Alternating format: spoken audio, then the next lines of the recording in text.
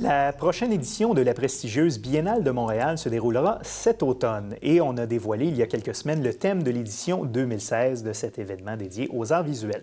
Alors pour en savoir plus, nous avons avec nous sur le plateau la directrice de la Biennale, Sylvie Fortin. Madame Fortin, bonjour. Bonjour. Bienvenue au bulletin. Merci. Alors, rappelez-nous, pour les gens qui ne connaîtraient pas la Biennale de Montréal, quel est l'historique et quelle est la mission de cet événement? Absolument.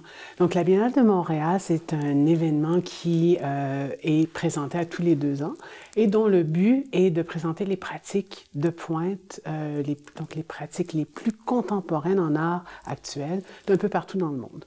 Donc, notre mission, c'est le risque, l'expérimentation, de créer une plateforme pour pouvoir présenter, amener à Montréal les artistes qui, en général, ne viennent même pas au Canada et de créer aussi une plateforme pour les artistes québécois pour leur permettre de rayonner à l'international. De rayonner dans un événement prestigieux.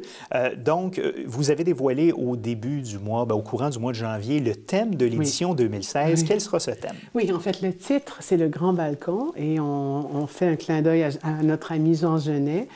Donc, la pièce que plusieurs d'entre vous connaissez certainement, Le Balcon. Donc, c'est l'espace dans cette pièce d'où on voit, en fait, la révolution qui se passe en bas. Il y a un espace où on peut changer des rôles, entre des rôles de pouvoir et des rôles peut-être moins de pouvoir. Donc, c'est cet espace où tout peut être négocié.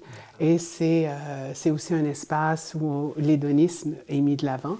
Donc, c'est en fait les axes de réflexion. Quelle est la pertinence de l'hédonisme présentement dans le contexte politique et culturel maintenant? Puis qu'est-ce qui arrivait si, tout d'un coup, on se disait que le plaisir est un droit humain fondamental? OK. Et à ce moment-là, toutes ces lignes-là, ces grandes lignes-là, c'est ce qui vont guider les personnes qui sont appelées à sélectionner les œuvres qui seront présentées. Oui. D'accord.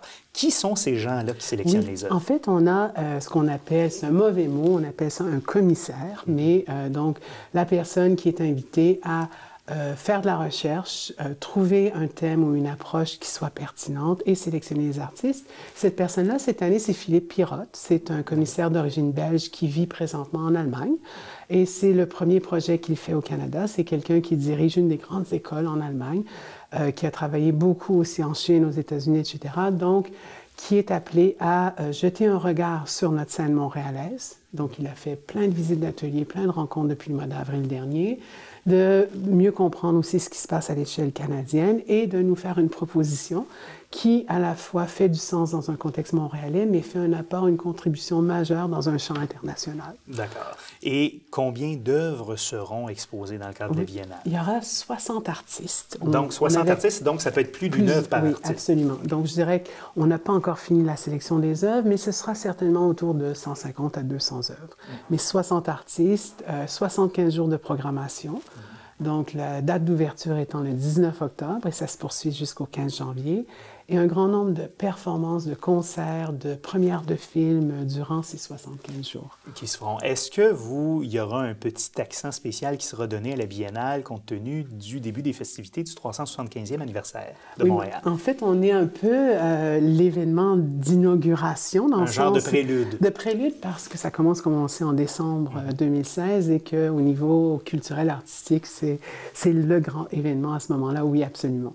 Et on fera aussi une soirée de finissage le vendredi 13 janvier pour bien clore le Grand Balcon. Donc voilà, pas de superstition, on fait ça un vendredi 13, il n'y a pas de problème. D'accord. Combien d'artistes québécois versus combien d'artistes internationaux seront invités à participer, grosso modo? Oui, grosso modo, je ne sais pas les nombres exacts, mais on dit autour d'une 40% d'artistes canadiens, dont une majorité d'artistes québécois. Et plusieurs projets aussi qui font appel à des contributions de musiciens québécois, de personnes, de chanteurs d'opéra pour un projet, par exemple, avec une artiste de Vancouver qui, donc, a besoin de 5 personnes comme ça. Donc, en bout de compte, il y aura des dizaines et des dizaines d'artistes québécois en art visuel, mais aussi en danse, en musique contemporaine, en performance. C'est une des particularités de votre événement, c'est d'élargir de façon beaucoup plus large le spectre des œuvres présentées au-delà des arts visuels traditionnels ou des arts médiatiques. Exact. exact. Donc, voilà. C'est de trouver ces zones, justement, on est sur le grand balcon, donc on est dans l'espace, entre entre en bas, en haut, devant, derrière. Donc avec les pratiques, c'est la même chose. Donc des pratiques qui sont plus liminales, qui sont plus transitionnelles. Oui. D'accord. Vous bénéficiez d'une belle collaboration avec le Musée d'art contemporain qui est co-organisateur de l'événement. Oui, c'est bien ça? Absolument. Oui, en fait, la Biennale de Montréal est née de ce partenariat-là entre deux grands organismes, la Biennale et le Musée d'art contemporain, mais on est aussi un organisme très fédérateur. L'an dernier, par exemple, on travaillait avec 15 autres organismes montréalais, dont le Musée des Beaux-Arts, le Musée McCord, le Centre canadien d'architecture. Donc, c'est vraiment une façon de mettre de l'avant Montréal comme une ville de création, une ville pour les arts actuels de pointe très importante. Donc, on fait rayonner tout notre milieu comme ça à tous les 2 ans. D'accord. Et si on a à situer la Biennale de Montréal par rapport à d'autres grands événements internationaux Oui. dans le même domaine, comment on pourrait situer cet événement-là? Oui, c'est une excellente question. Oui, il y a plusieurs biennales dans le monde et la façon dont je considère notre événement présentement, c'est qu'on est dans la catégorie de biennales qui sont en ascendance, donc des biennales montantes.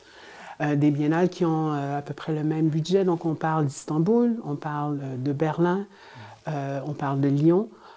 Et donc, dans cette catégorie-là, on a de grandes aspirations, de grandes ambitions. Et donc, voilà, pour cette année, on essaie de se positionner comme étant l'événement le plus important en Amérique du Nord. Et donc, on verra en février si on a réussi. Oui.